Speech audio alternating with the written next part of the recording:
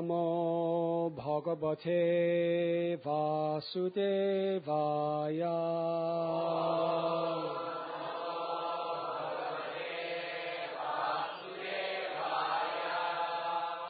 Saha. With deliberation, one will see that the Supersoul. With deliberation, one will see that the Supreme Soul, although manifested in different ways, is actually the basic principle of everything. The total material energy is the cause of material manifestation, but the material energy is caused by Him. Therefore, He is the cause of all causes, the manifestor of intelligence and the senses. He is perceived as the Supersoul of everything. Without Him, everything would be dead. As that Supersoul, the Supreme Controller, are the only one remaining. Purport by His Divine Grace, A.C. Bhaktivedanta Swami Prabhupada. The words Sarva Vastuni Vastu Swarupa indicate that the Supreme Lord is the active principle of everything. As described in Brahma Samhita, Eko Pyasoda Chayatam Jagadanda Kotim Yachchaktirasti Jagadanda Chayayadanta Andanta Dasta Padamanu Chayanta Dastam Govinda Madi Purusham Tamaham Bhajami. I worship the personality of Godhead, Govinda, who enters the existence of every universe and every atom by one of His plenary portions, and thus manifests His infinite energy throughout the material creation. By His one plenary portion as Paramatma, Antaryami, the Lord is all-pervading throughout the unlimited universes. He is the Pratyak, or Antaryami of all living entities. The Lord says in Bhagavad Gita, Kshetragyam chapimam vidi sarvakshetreshu bharata. O Skyan of Bharat, you should understand that I am also the knower in all bodies. Because the Lord is the Supersoul, He is the active principle of every living entity, and even the atom. Andantarasta paramanu chayantarastam.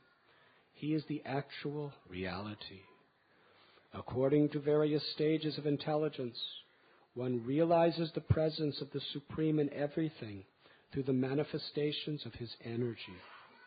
The entire world is permeated by the three gunas, and one can understand His presence according to one's modes of material nature.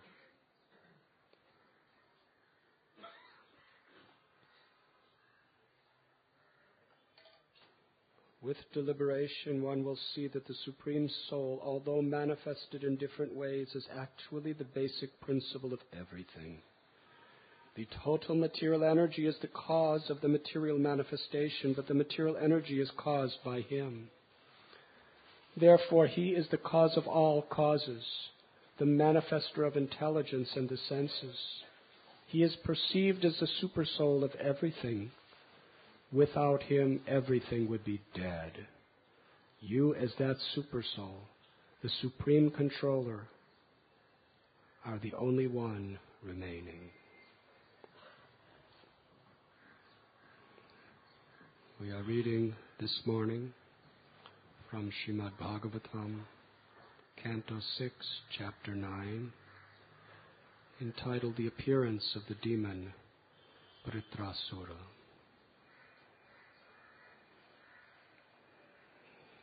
In the earlier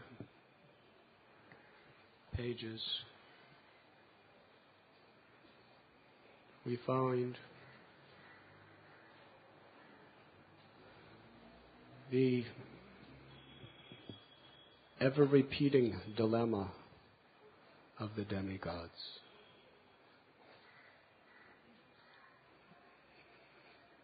They are the wealthiest, most powerful,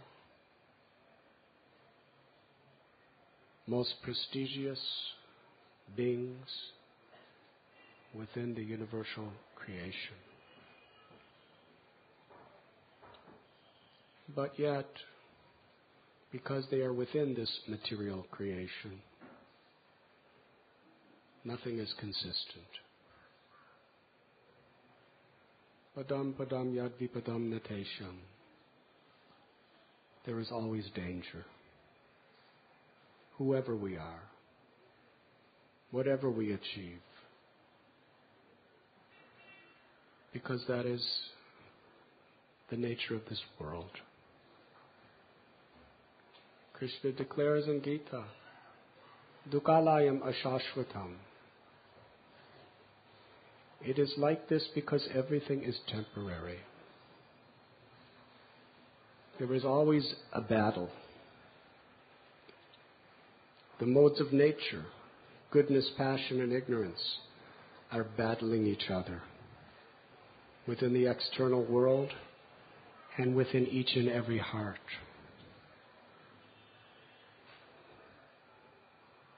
Our virtuous nature, our pious or spiritual nature, is constantly under attack by our lower nature. The propensity to do good is always under siege of our propensities to commit sinful, selfish activities.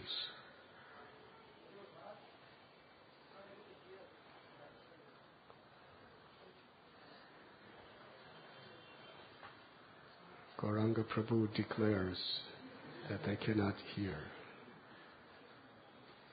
Whoever is the demigod in charge of the sound system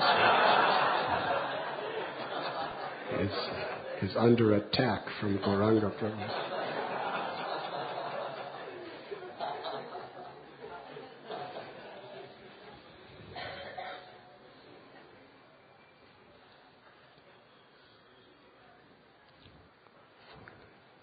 Can you hear now?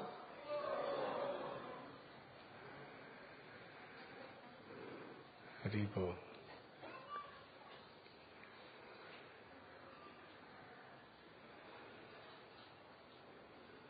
In this world, anything good entails a struggle to preserve. We understand the virtue of humility, but from within and without, the false ego is attacking. Sometimes we recognize the attack because it is grossly obvious. But other times, even if we don't know it, on a very subtle level, something is happening.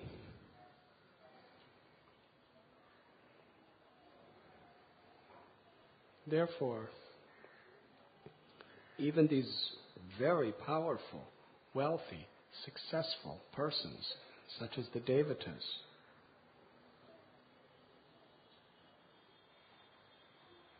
they are regularly defeated. And when they are in such a dangerous condition, they understand their own vulnerable condition and they turn to God, the Supreme Lord.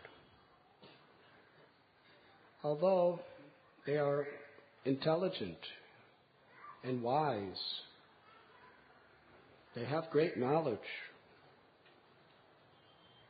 but due to being caught up in the perplexities of life, that knowledge is covered again and again. They simply forget. Intellectually they may understand, but still, practically, they don't live by that understanding. It becomes obscured by the passions of life. This happens.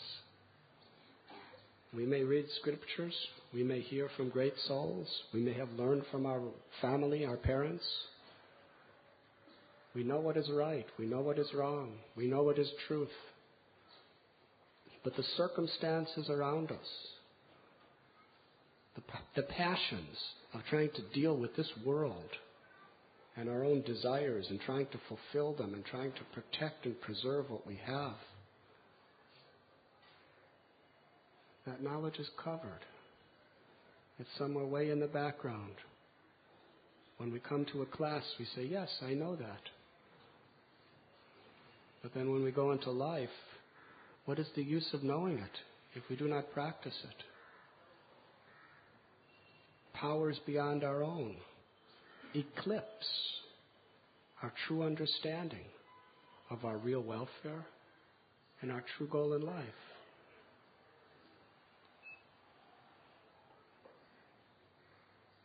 This is what is happening in this particular story. These dynamic personalities were so caught up in their own egos. Indra committed such a sin. He literally killed a person who was his well-wisher, who saved him from destruction. Vishwarup. Just because he saw that Vishwarup, although saved him and his whole dynasty, also had some sympathy toward his enemy. He considered that such a threat that he lost his intelligence and engaged in a horrible activity. And the father of Vishwarup, who was a mystic yogi, performed a yajna and created a son, the son of Twashta, Vitrasura, who was so powerful.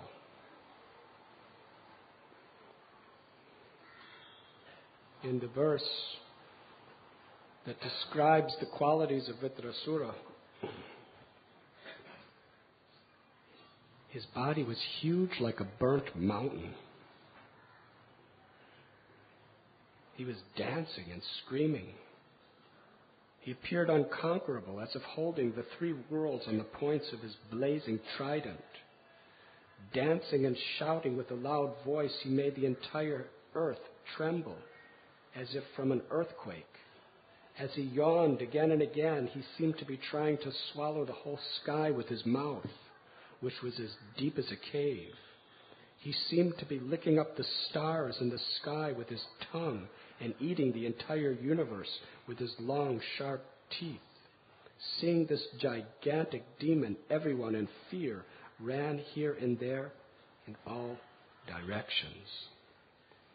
Now, what do you do when you are face to face against him?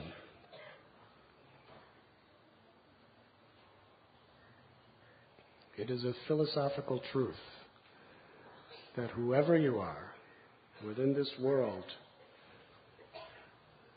there's always someone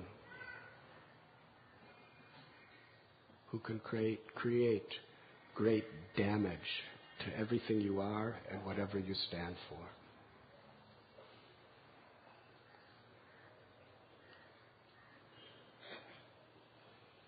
So the demigods, from their heart of hearts, they turned to the Lord and they prayed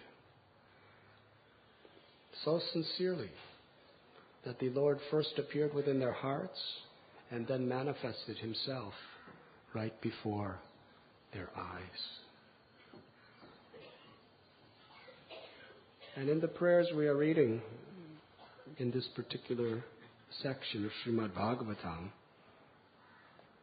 they're humbling themselves through so many philosophical truths.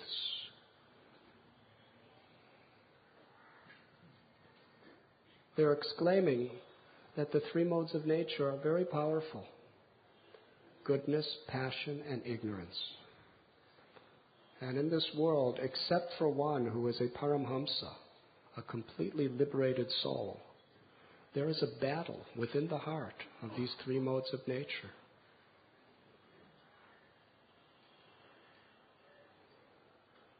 According to the mode that is predominantly controlling us, we take sides with one of those influences. Those who are trying to be good have to fight against passion and ignorance. However, those who try to live in the mode of passion, they have to fight the mode of ignorance. But the mode of goodness is quite passive. It doesn't put much of a fight up to those who are in the modes of passion and ignorance. And those who are in the mode of ignorance, passion is quite passive. In this world, the lower the mode you go, the more it automatically works. That is why the Puranas are divided in the way they are. For those who are in the mode of ignorance, you have to fight, you have to battle, you have to follow regulative principles to come to the mode of passion. If you're passive, you'll just go deeper and deeper and deeper down into tamaguna or ignorance. When you're in the mode of passion, that passion is so all-devouring, it's controlling you. But at the same time, the mode of ignorance is fighting to pull you down lower and lower and lower. Yes? Lust is passion. Kama esha, krodha esha. But anger is ignorance. Yes? So when there is this passion, whether it is gross or subtle, when it is unfulfilled, the mode of ignorance in the form of anger tries to pull you down lower. You can't even stay in the mode of passion without fighting like anything. And for those who want to be in the mode of goodness, these two lower modes are always attacking. Sometimes in a subtle way and sometimes in a gross way. Just like in warfare,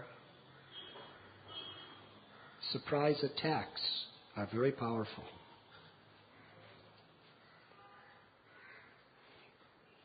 If you understand when your enemy is off guard, you can catch them in a vulnerable position. And there's better chances of defeating them. And in order for the enemy to be off guard, the enemy has to feel that presently there's no danger. That they have control over you. Yes? They're in a strong position. And they don't know where you are or where you're coming from. Or if they think they do, you're actually somewhere else with a different idea. So this surprise attack coming in from a direction that they're not expecting. The calm before the storm. That is how material energy works. Therefore, in this battle to attain and preserve goodness within our own life, we must be ever vigilant and on guard, not to be exploited and defeated. In this particular verse, the demigods, they are praising the Supreme Lord as the cause of all causes. Ultimately, with deliberation, one will see that the Supreme Soul, although manifested in different ways, is actually the basic principle of everything. This is why the Lord can protect anyone in any condition if one's genuinely takes shelter. Because essentially, everything is God, and at the same time, everything is not God. This is the philosophy of Achintya Bheda Bheda Tattva, inconceivable, simultaneous, one and difference. The impersonal school of philosophers understand the partial reality of the Absolute Truth. They declare and believe that everything is God. Everything is one. All variations, all personality is a product of illusion.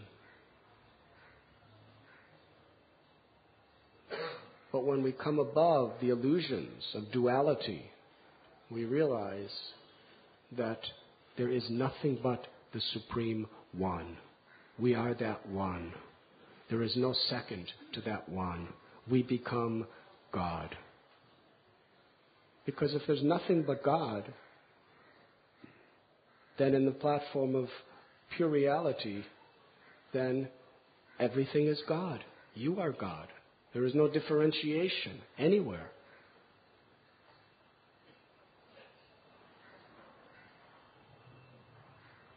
But a higher, more complete understanding than this is, yes, this is true. Everything is God, because everything emanates from God.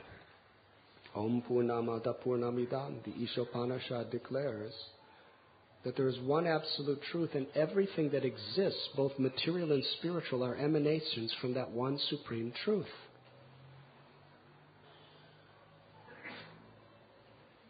And actually, how can material come from something spiritual? It's a contradiction. Because material is opposite to spiritual. Can darkness come out of the sun? Is there any trace of darkness in the sun? It is absolutely impossible. There cannot be darkness in the sun because the sun is pure light. Darkness means the absence of the presence of the sun. The absence cannot be in the presence of the sun. Wherever darkness may be, as soon as the sun is present, it is dispelled. So therefore, if darkness cannot come out of light, but it is due to the absence of light, if everything is emanating from God, therefore everything is God, everything is spiritual. Maya is not. Maya, according to this definition, cannot come from God. Because Maya means illusion. And God is never in illusion. Illusion cannot come from God. Therefore, Maya means simply forgetfulness of the truth, that God is everything and everywhere, and God is the only reality, and nothing exists without Him.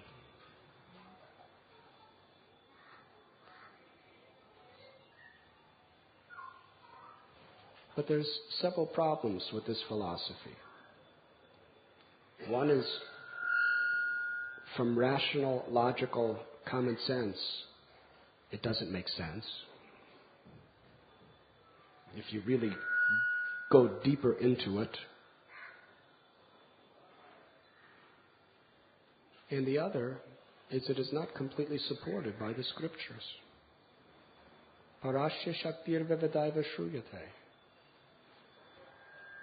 That everything does emanate from God. Nothing exists that is not of God.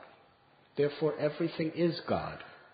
But the Lord has inconceivable potencies. And although these potencies are non-different from Him, they are simultaneously different from Him. In the sense that they are springing from the origin, but they are separated from the origin. This material energy is one of the three primary energies of the Lord. The material energy is eternal. But all manifestations within material energy are temporary. Ultimately, you cannot destroy matter. You can only transform it. Ultimately, everything is eternal. Nothing is temporary. But manifestations are temporary. Because matter is constantly in the process of transformation. And what is the power that stimulates that transformation and perpetuates that transformation? It is God in His Kalarupa, a form of time. Krishna says in the Gita, time I am. Time is Krishna in His supreme manifestation within material energy. And it is that power of God in time that is activating all the various transformations within material nature. Nothing is ever stagnant. Because our perceptions are grossly tuned through our senses and our mind, that we only see on a certain level of time. It seems that things are stagnant. We look at this stone wall. It seems like it's the same every day. And in 1,000 years, hopefully, when devotees are sitting here for Srimad Bhagavatam class, because by that time they'll probably be changing the floor in the temple again.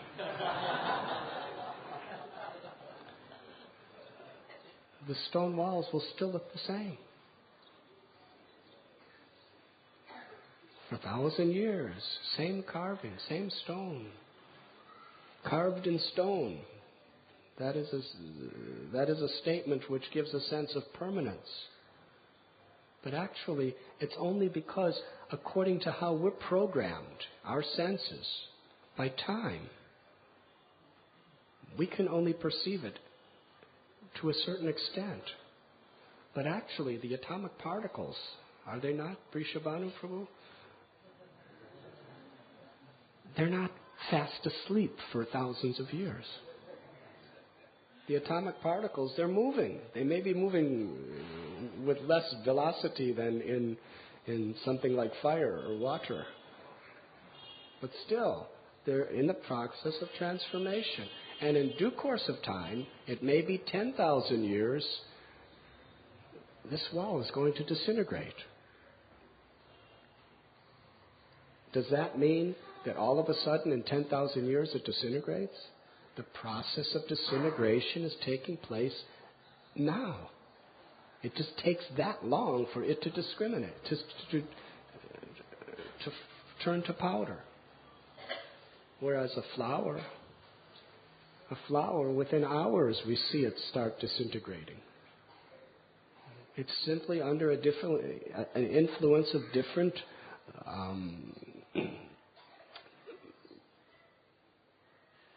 sequence of time. In this world, everything is controlled by time. Nothing is stagnant, ever. Even 1/12th of a second, alabha matra, 1/12th of a second, nothing within the entire creation is stable and stagnant. Everything is in a state of transformation and change. That is Krishna's power of time. But nothing is destroyed. Destruction is just how something appears. Yes? When the Supreme Personality of Godhead, at the end of the life of Brahma, at the time of the Mahapralaya, with the help of Lord Shiva, everything is destroyed. Practically nothing is left within the material creation. We call that destruction. But actually, is it destroyed? All the material elements are simply brought are simply transformed in a certain way, and then they enter into the body of Mahavishnu. And then that same material energy, with all of its, begins to manifest itself in another way during the next creation. So material energy is the Lord's energy. Therefore, it is eternal.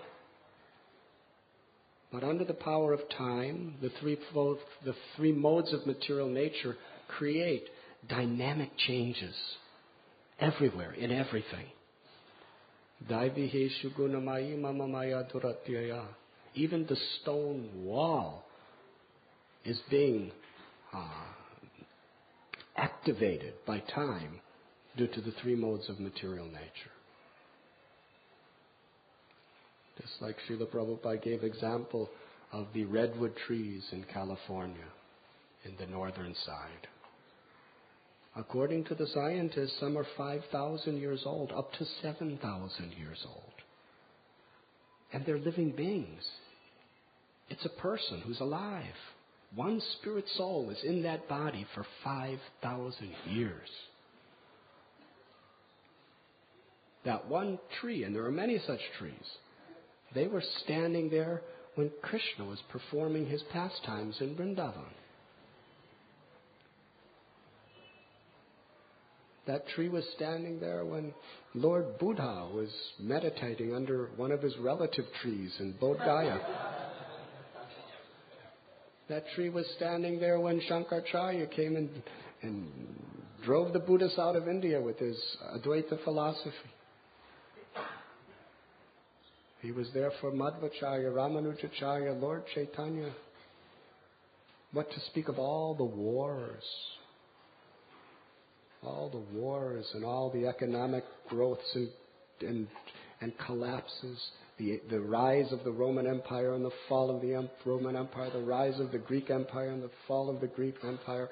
The rise of the American Empire, and what is to come, we will see. That tree will be watching.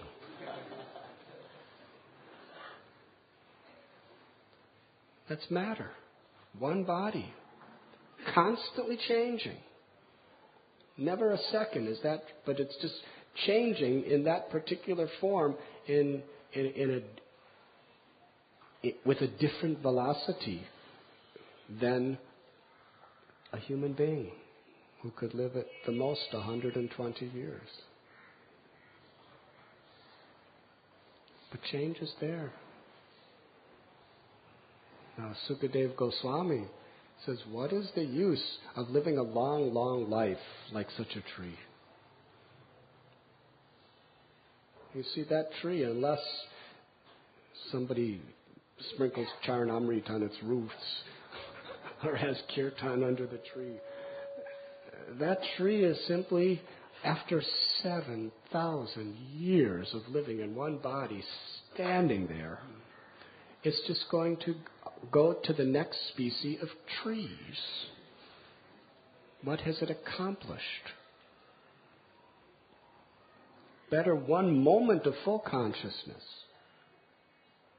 Many of the greatest personalities that lived in this world, some lived for long lives, many lived for very short lives.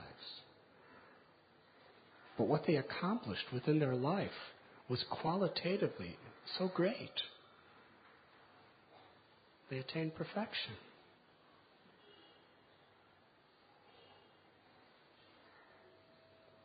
Maharaj Katvanga, he taught the world that you can attain the supreme perfection of life, the greatest treasure of all treasures, in one moment, if you really concentrate on putting your mind to that alone.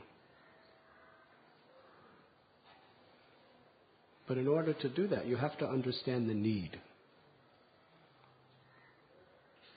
If we study Maharaj Katvanga, he could have perfected his life in a moment any time, but he never did. Right? He was not a young person. Life was going by. He understood this theoretically. But when he was told that you are going to die in one moment, then he understood the need. Then he took the knowledge he had seriously and applied it to his life practically. And he attained perfection in a moment. How we utilize our time is what qualitatively makes human life great. When we strive for the eternal, we come closer to the eternal. When we're so much enraptured in the constant changes of this world, we become so caught up with that.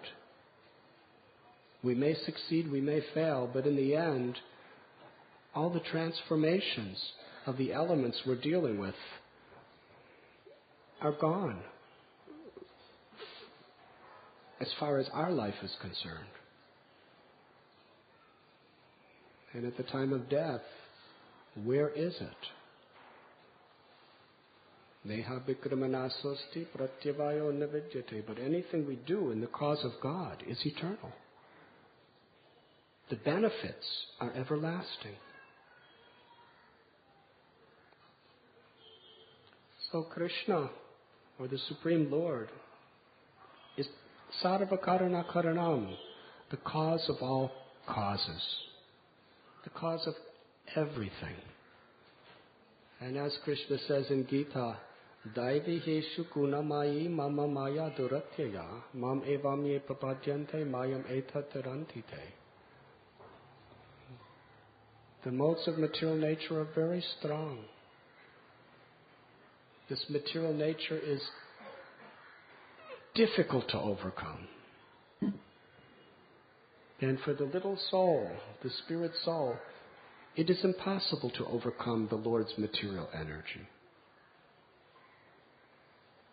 These three primary energies of the Lord are of great importance to understand. There is the spiritual energy, which is not influenced by the modes of material nature and not influenced by time. The spiritual energy is eternal. And there is the material energy, which is eternal, but all manifestations under the influence of time are temporary. And between the two is the Tatastha Shakti, which is the living entity, or the spirit soul, which is Mamaivamso Jivaloke Jivabhuta Sanatana, part and parcel of the supreme spiritual energy. We are part of God. If we were God in the full sense, we would be the controller of all controllers. God never comes under the influence of his own material energy. He is always the master of material energy. So if we are God, how is it that we could come under illusion? How is it that we are identifying with birth, old age, disease, and death? How is it that we are suffering? The absolute truth is Satchidananda, eternal, full of knowledge and full of bliss. There's no suffering for God. Why are we suffering? In situations beyond our control. In situations where we're more or less helpless within this world. We have some power, but in other situations, we're quite helpless. It is because the soul is part of God, qualitatively one with God, but quantitatively only a part, like the ray of the sun in relation to the sun planet.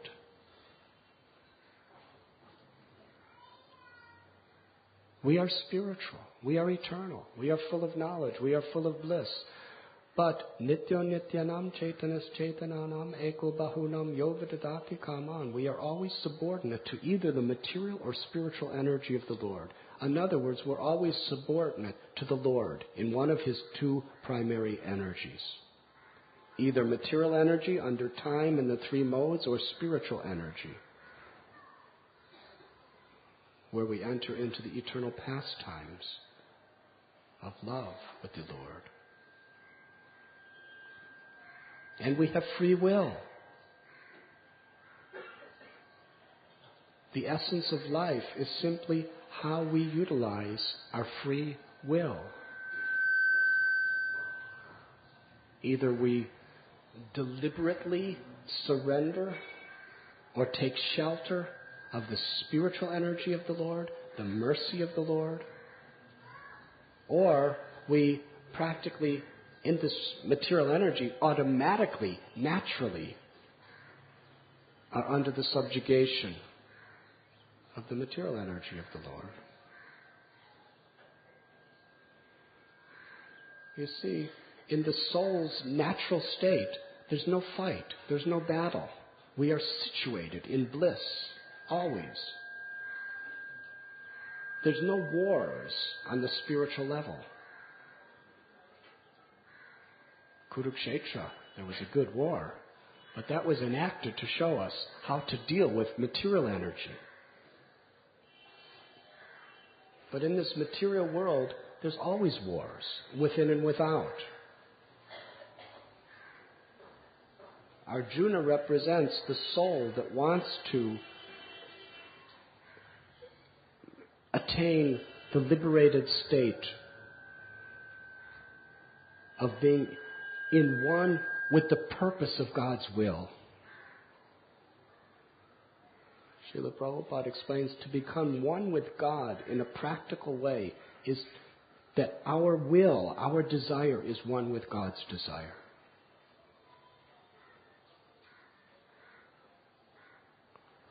In Kurukshetra, it was the goodness of Arjuna's desire to fulfill the pure plan of God that was being attacked by the envious powers of Duryodhana.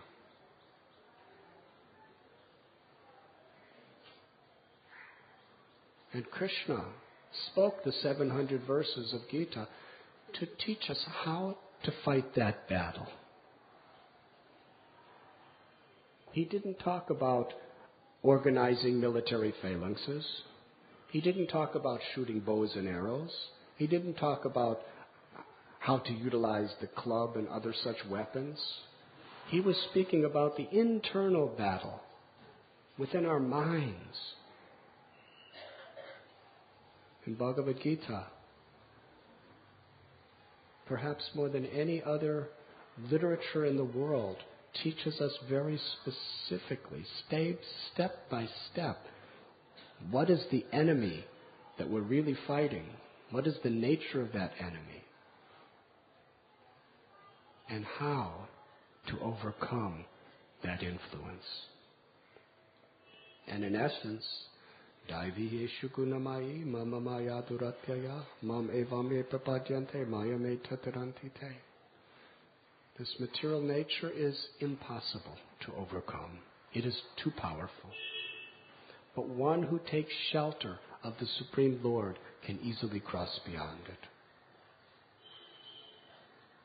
Srimad Bhagavatam tells that trying to cross over material nature is like trying to swim across an ocean. But one who takes shelter of the Lord, the quantity of water in that ocean is reduced to the quantity of water within the hoof print of a small calf. It can be easily overcome. Now, some of us may be thinking that I'm taking shelter of the Lord. But still, I don't see these calf prints. I'm still dealing with this ocean every day.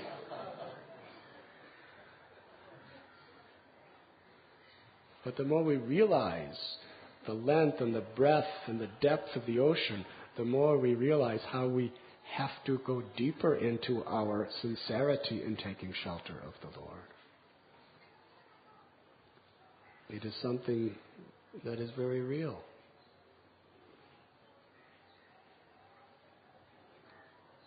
It is in this spirit that we should chant the holy names. It is in this spirit that we should pray. It is in this spirit that we should perform our devotional activities. It is in this spirit that we should conduct our lives in whatever we may be doing. After all, for those who are grihastas, who are in household status of life, to make a living, to prosper, to progress, to be successful more and more and more, it's a battle. It's a struggle. It's not easy. How to be taking shelter of the Lord when we're in this struggle for existence within this world, either economically or socially, or just in terms of keeping body and soul together. It's a struggle. How to somehow or other take shelter of the Lord in that situation. To be a brahmachari in the ashram, it seems like it's very direct and clear how to take shelter of the Lord. And everything they're doing is taking shelter of the Lord. But it's not that easy. Why so few people survive in the brahmachari ashram? Hare Krishna. It's a battle there too. It's a battle everywhere.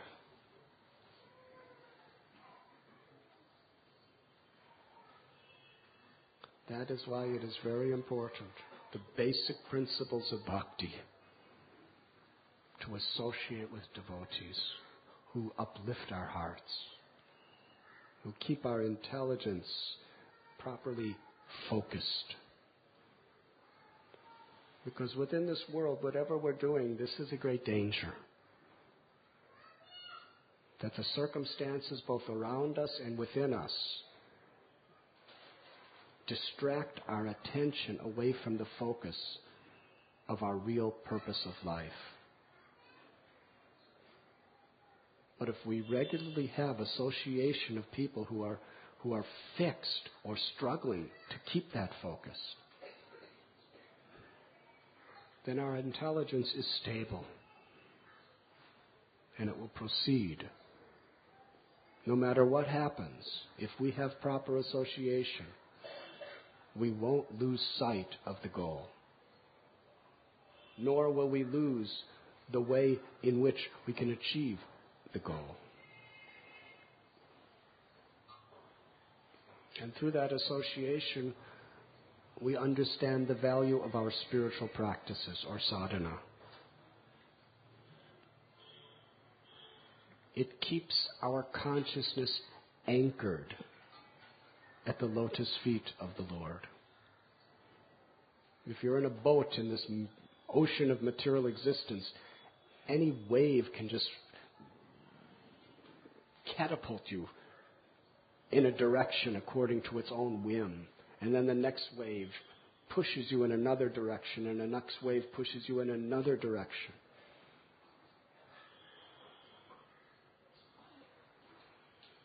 The mind is full of those waves.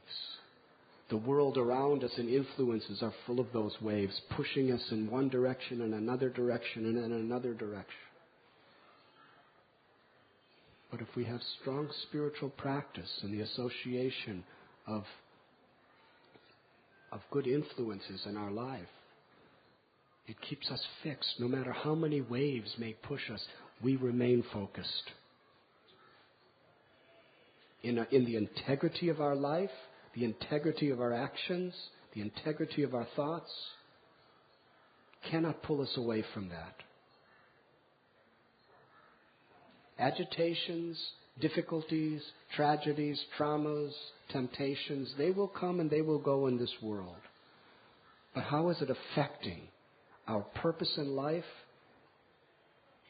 and the integrity of how we live? We need that anchor to keep us stable.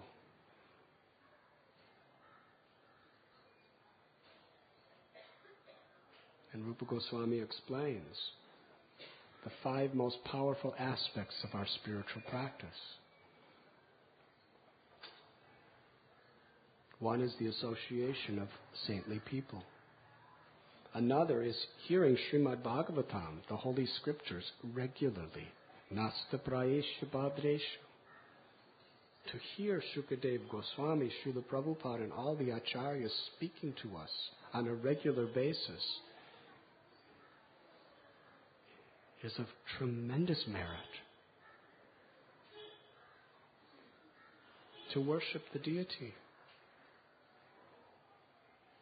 through prayer, through devotional services, through focusing our consciousness, through utilizing all of our mind and all of our senses and all of our propensities in the service of God. To come to holy places, to become spiritually revived. But of all spiritual practices, especially in this age of Kali, that keep our mind focused on the one supreme cause of all causes, the chanting of God's names is most effective.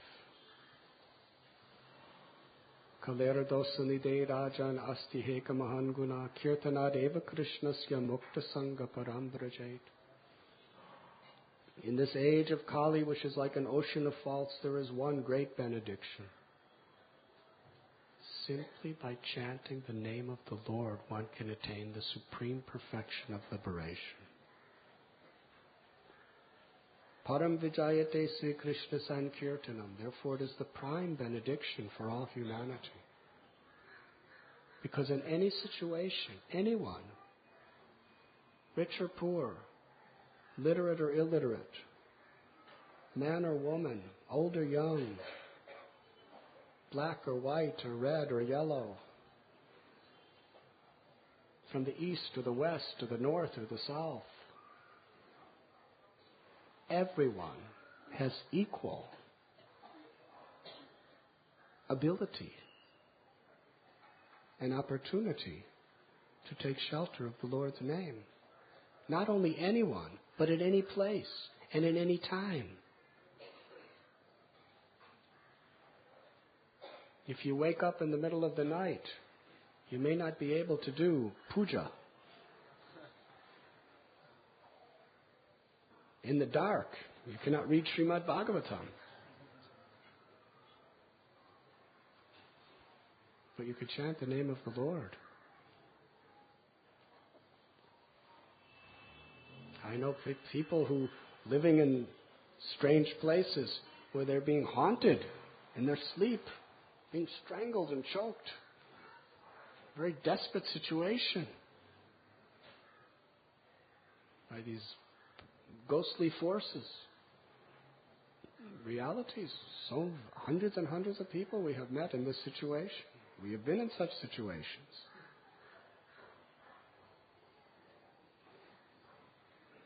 In that situation, you can't just pick up a Srimad Bhagavatam or perform Achman and offer arti. What to speak of, get on the August Kranti to Vrindavan or Mathura. In such a situation, there's only one thing. Hare Krishna. And then everything is fine. The sun rises, the darkness is clear, is dispelled. So this is the power of the holy name. But what is the philosophy behind the power of the holy name that we are reading about today? Because Krishna is the master and the cause of all his energies. He can lift us into the material, spiritual energy. He can lift us out of this material energy because he is non-different. The material energy is nothing but a manifestation of him. The spiritual energy is nothing but a manifestation of him. Everything is nothing but a manifestation of him. Therefore, if we take shelter of Krishna, nothing is impossible. Everything is possible because we are putting our hearts in the protection under the influence of the supreme love of God.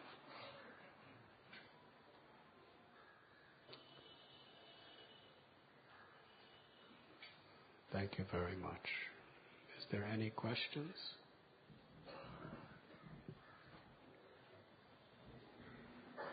Yes.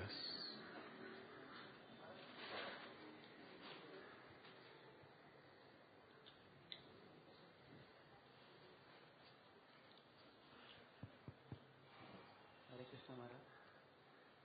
Sometimes we have to work at the same time to fulfill. Like we have Bhagavatam lecture and at the same time we have Prasad distribution seva. And another part of the question, two of our senior devotee told us a different work to do at the same time. And we can do only one work. And we cannot tell the senior devotee, any one of them, no, we cannot do the one work. Then what we supposed to do? My first part of the question, that at the same time we have two work to do, like Bhagavatam lecture and Prasad distribution seva. And another part of the question, two of our senior devotee told us to do different work at the same time. And we cannot tell one no because we don't have that much of time. What we supposed to do in the both situation? Take shelter of Krishna.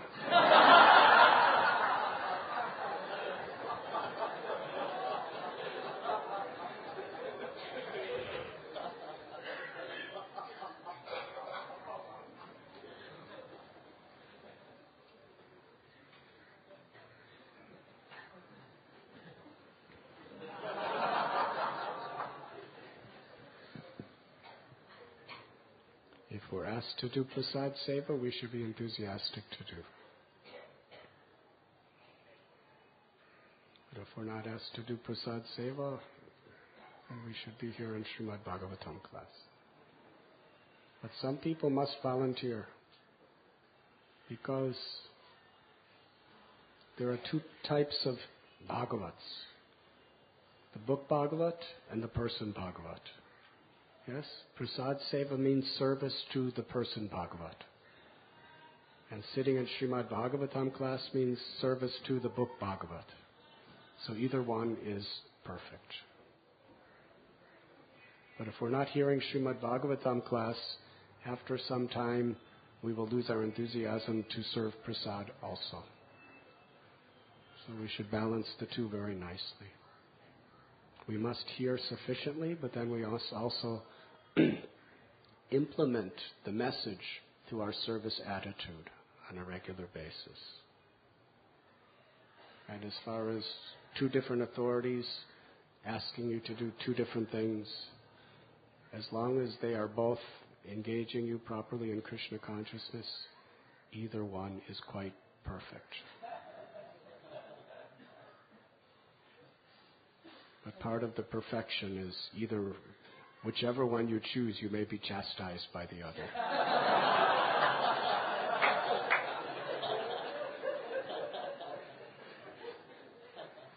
And that chastisement is part of the process of taking shelter of Krishna. How can we decide the priorities? This is more what we should do this first and this. How we decide the priorities, that we should do this first and then what is the way of that deciding the priorities? You can inquire from, generally if you inquire from either of those authorities what the other is asking you to do, then there will be an agreement amongst themselves. Unless your two authorities are from two different temples.